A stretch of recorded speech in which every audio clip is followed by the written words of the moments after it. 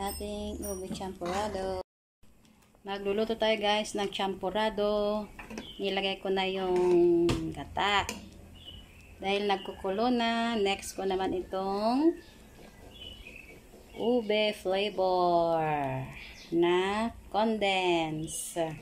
Wala kasing cacao powder, kaya ito na lang. Ube naman, masarap daw yan eh. Kaya na-try nga. Champurrado ube flavor. Ube talaga siya guys. Sarap.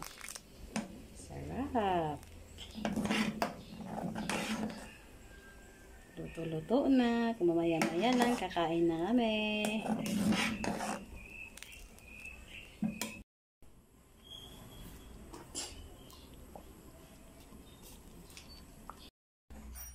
Kumukulo na guys ang ating ube champurrado.